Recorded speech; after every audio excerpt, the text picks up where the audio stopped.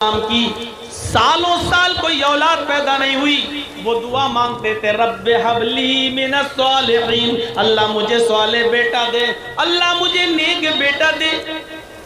99 साल की उम्र में 86 साल 86 साल की उम्र में अल्लाह ने उनकी दुआ सुनी और उनको एक बेटा दिया, नाम रखा इस्माइल। जब वो बेटा 13 साल का हो गया तो इब्राहिम अलैहिस्सलाम ने ख्वाब में देखा, सपने में, कि मैं अपने बेटे को ज़िबा कर रहा हूँ और अल्लाह मुझसे मेरे बेटे की कुर्बानी मांग रहा है। तब अपने बेटे से उसका इजहार किया, बेटा तैयार हो गया। हजरत इब्राहिम यूं कहते हैं अपने बेटे से, या बुनैया इन्नी अरा फिल मनामी अन्नी अज़बहुका फंजुर माज़ा तरा। मेरे लगते जिगर, मेरे बेटे, मैंने आज की रात ख्वाब देखा है कि मैं अपने हाथ से अपने बेटे को ज़िबा कर रहा हूँ, अपने बेटे को काट रहा हूँ। यानी अल्लाह मुझसे तुम्हारी कुर्बानी मांग रहा है, तुम्हारा क्या इरादा है? फंजुर माज़ा तरा, तुम्हारी राय क्या है? इस्माइल अलैहिस्सलाम ने फौरन जवाब दिया, या अबति फ़अल मा तुमर सतजिदुनी इंशाअल्लाहु मिनस साबिरीन। अब्बू जान, आपको आपके रब ने जो हुक्म दिया है उस काम को आप कर डालिए, इंशाअल्लाह आप सब्र करने वालों में से होंगे, इंशाअल्लाह आप सब्र करने वालों में से होंगे। तब इब्राहिम ने अपने बेटे इस्माइल को पेशानी के बल जमीन पर लिटा दिया और तेज छुरी बेटे की गर्दन पे चलाने लगे। लेकिन अल्लाह रब्बुल आलमीन का उधर हुक्म हुआ, बस नहीं, आए छुरी जाइए, तू अपना काम नहीं करेगी। इब्राहिम अपना काम कर रहे हैं, छुरी को हुक्म हो गया तू चलेगी नहीं।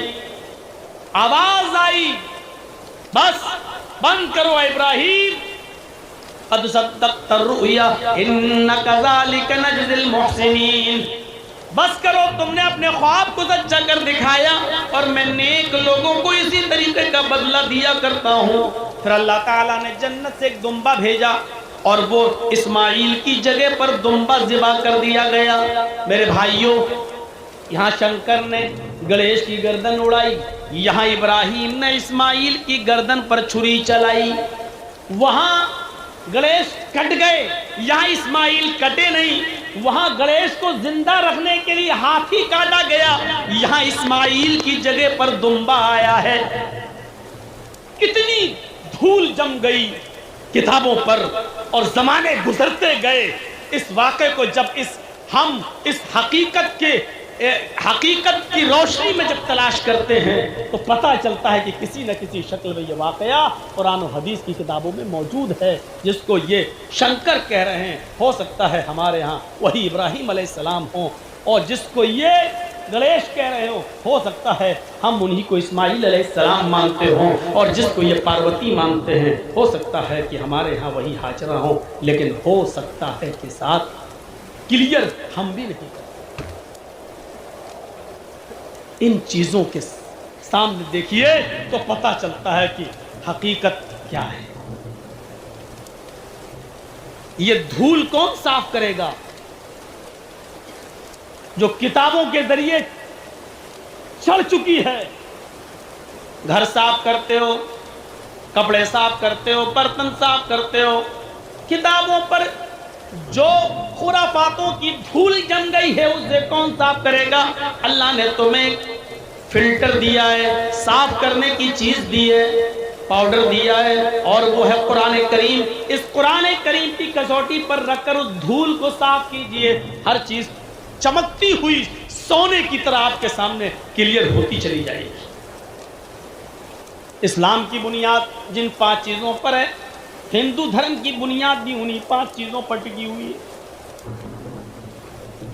बुनियल इस्लामु अला खम्सिन शहादती अल्ला इलाहा इल्लल्लाह व अन्ना मुहम्मदर रसूलुल्लाह व इकामिस सलाह व ईताइज ज़काह वल हज्ज व सौम रमज़ान। इस्लाम की बुनियाद इन 5 चीज़ों पर है। शहादती अल्ला इलाहा इल्लल्लाह, इस बात की गवाही दो कि अल्लाह के अलावा कोई माबूद नहीं। व अन्ना मुहम्मद रसूलुल्लाह, और मोहम्मद अल्लाह के रसूल हैं सल्लल्लाहु अलैहि वसल्लम।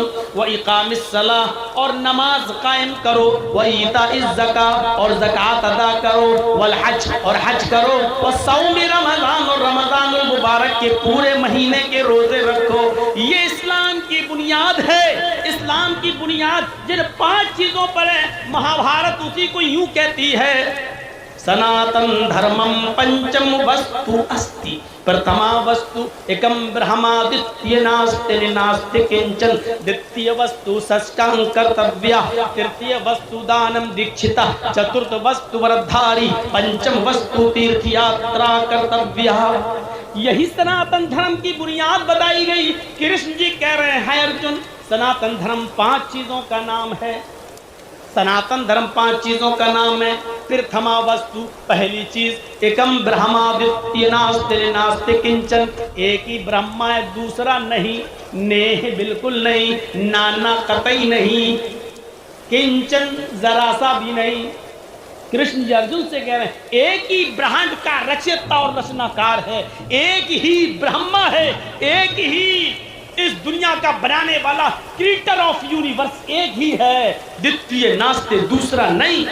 इस विश्व का निर्माण करता एक ही है, इस विश्व का बनाने वाला एक ही है, इस महान जगत का स्वामी एक ही है, द्वितीय नास्ते, दूसरा नहीं, ने बिल्कुल नहीं, ना ना कतई नहीं, हरगिज नहीं, किंचन जरा सा भी नहीं। ये कृष्ण जी अर्जुन से कह रहे हैं। मोहम्मद रसूलुल्लाह क्या कह रहे हैं?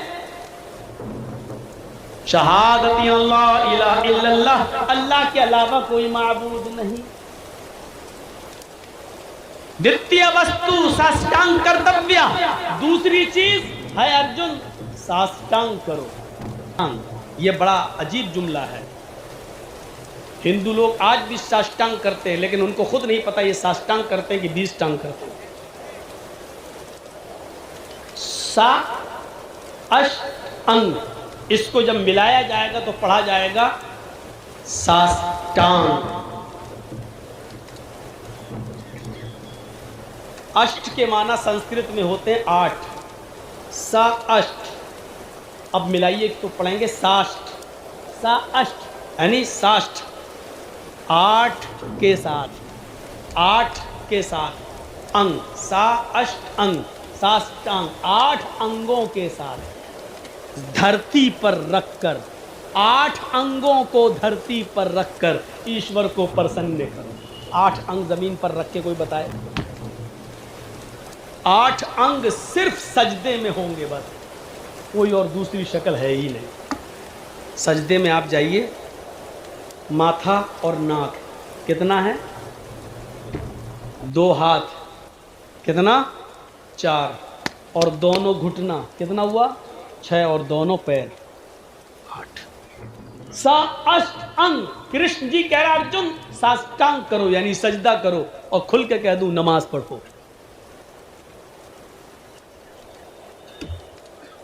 पहली चीज, इस ब्रह्मांड का रचयिता और रचनाकार एक है, दूसरा नहीं, यानी एक ही अल्लाह इबादत के लायक है, दूसरा नहीं। दूसरी चीज साष्टांग, 8 अंग यानी सजदा करो। आज भी बड़े बड़े जंग गंगा है, बनारस में आ जाइए, इलाहाबाद में आ जाइए, हरिद्वार चले जाइए, पंडित लोग साष्टांग करते, पूरा ऐसे लेट जाएंगे पट। 1-2 पंडितों से मैंने पूछा भी था, ये क्या कर रहे हो? कहते साष्टांग। मैंने कहा साष्टांग है कि 20 टांग?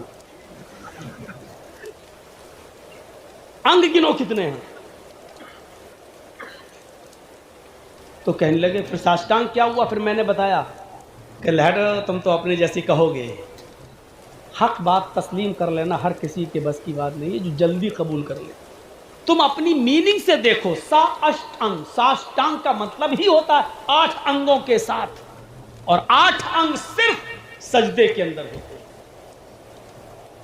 तृतीय यहां क्या कहा? इकामिस सलाह, नमाज पढ़ो। तीसरी चीज इस्लाम ने क्या कही? ज़कात दो, व ईताइज ज़का, ज़कात दो। और यहां कृष्ण जी क्या कह रहे? अर्जुन दानम दीक्षता, दान दो, दान खैरात करो। यहां ज़कात, वहां खैरात। चतुर्थ वस्तु व्रतधारी, चौथी चीज व्रत, उपास, रोजा। यहां चौथी चीज वसौमी रमजान, रमजान के पूरे महीने का रोजा। वल हज, यहां पांचवी चीज हज, वहां तीर्थ यात्रा कर्तव्य, तीर्थ यात्रा करो किसी पवित्र शहर में,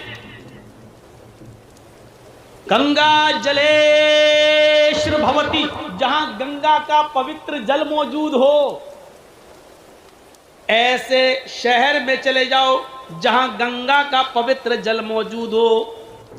हाँ, आगे का मतलब बड़ा अजीब है, वो समझना पड़ेगा। स्नान कर्तव्य, उसमें डुबकी लगाओ ताकि तुम्हारे पाप मिट जाएं। ये चीज समझने की है। कृष्ण जी कह रहे हैं पांचवी चीज तीर्थ यात्रा करो, यानी अपना शहर छोड़कर किसी पवित्र शहर चले जाओ, गंगा जलेश्वर भवती, जहां गंगा का पवित्र जल मौजूद हो। स्नानम कर्तव्य, उसमें स्नान कर लो।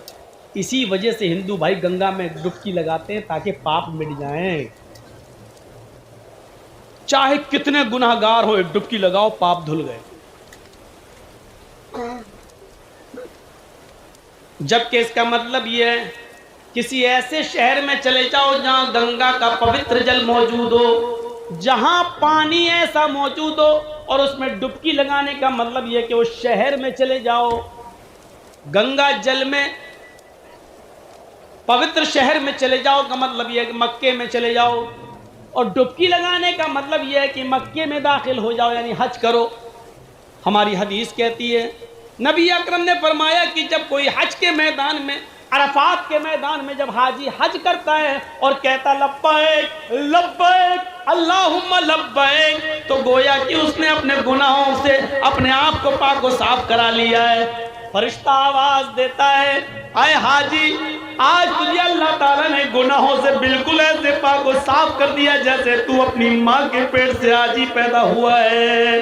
धोबी की भट्टी में जिस तरह कपड़े का मेलू कुचैल साफ हो जाता है, उसी तरीके से तेरा भी, तेरे गुनाह सब मिट गए। अय हाजी, अपने शहर जाने के बाद, अपने मुल्क में जाने के बाद, अपने गुनाहों से फिर से अपनी जिंदगी को काला और सियाह न कर लेना।